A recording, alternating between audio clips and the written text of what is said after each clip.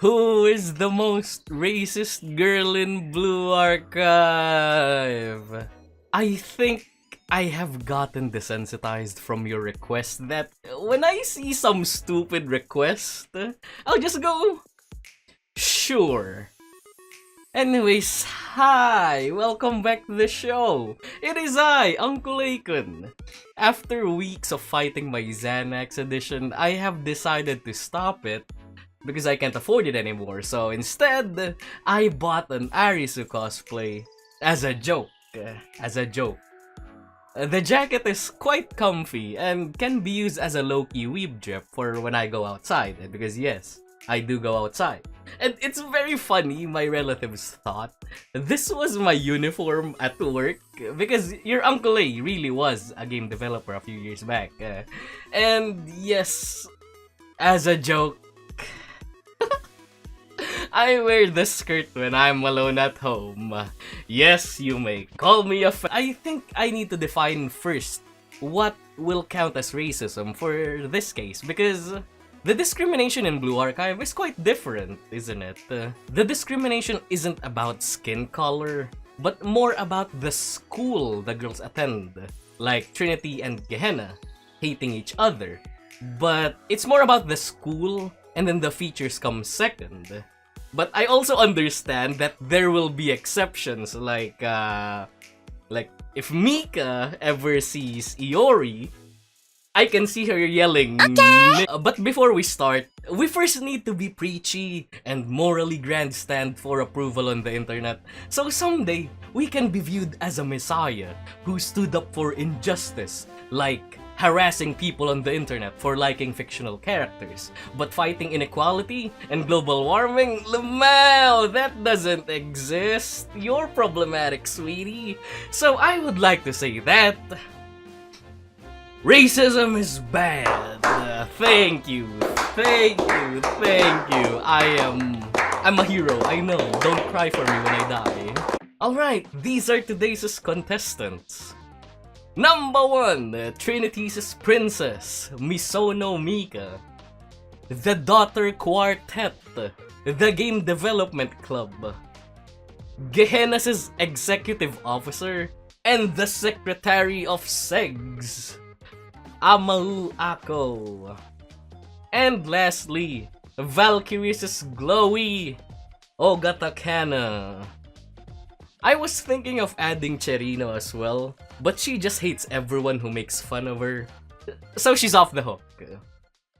So the first that everyone thinks is the CEO of racism would be, of course, Mika, due to her actually wanting to get rid of Gehenna, Q Volume 3 Eden Treaty.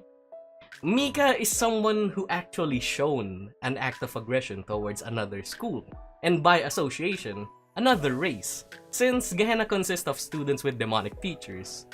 And I know I am biased to Mika, but I will have to agree, I can actually see Mika saying you fucking Gehenna when seeing Iori for the first time and actually mean it. Or maybe even Karen, who isn't from Gehenna, and will just say the N-word while doing the XD. My view of Mika is so skewed, but I still love her regardless. She can blow up Gehenna if that makes her happy. I forgot to add Mika in while recording, so say hi to the Mika on the shoulder. Next up, the Game Development Club. Now, the joke is that because these girls play and create video games, they are already racist. And as an ex-developer who wore thigh highs because my seniors told me to, and I cannot say no, I can say to you, in confidence, that it is true. Gari yung. But unlike Mika, the game dev girls aren't racist. They just tend to use the gamer words in the heat of the moment.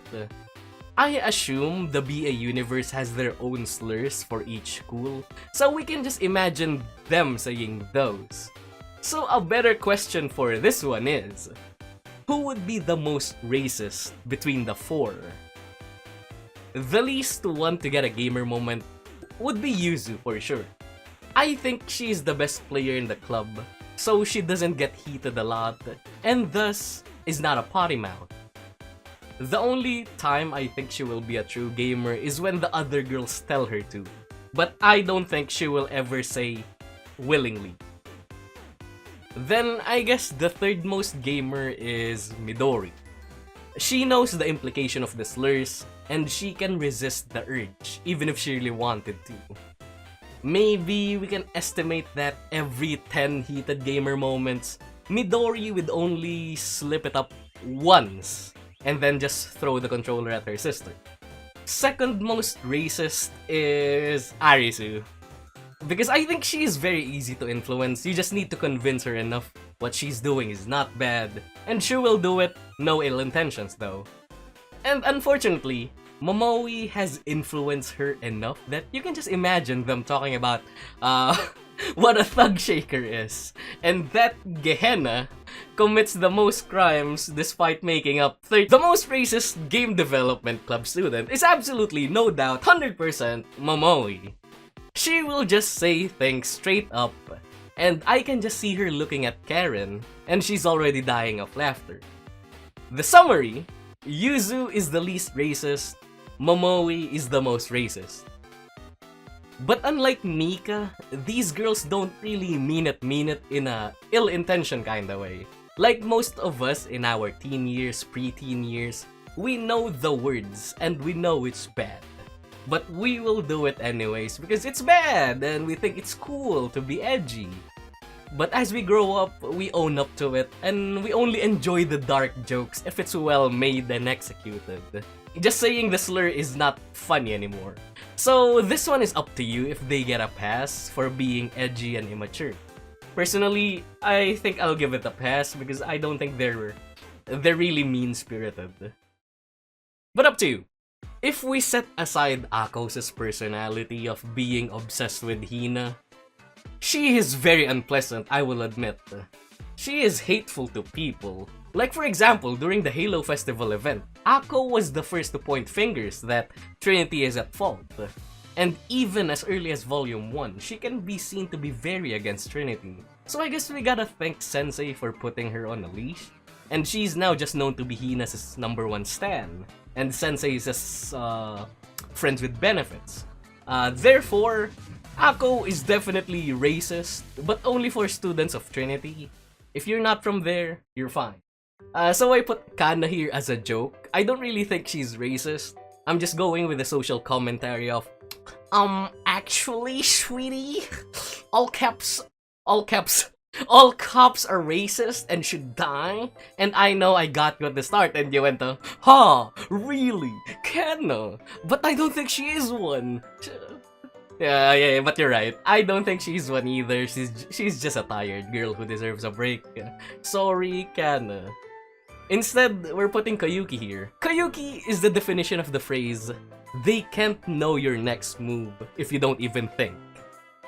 Just like the game dev girls, I don't think it's out of real spite, but she can, and she will say slurs, because at this point in time, Koyuki is made to be like the Joker. I don't really know at this point, because of the memes made by the community. I don't even understand the Koyuki ball. What does that even mean, Hans? But yeah, I can see her being funny, haha, edgy, racist, and not really racist. And those who are what I think the prime candidates are for the CEO of racism. I was gonna include the head of Pandemonium Society, but she's not playable, and we don't even know much about her, aside from the fact she shouldn't be leading people. For this episode, I think we have a conclusion that the CEO of racism goes to Mika.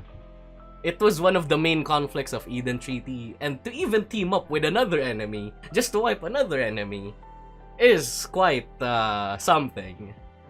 The game development girls, I can give them a pass, like I said, because they're just cool and edgy and PewDiePie bridge. So I think fine. It's fine for me because I just hope they survive cancellation in Kivotos.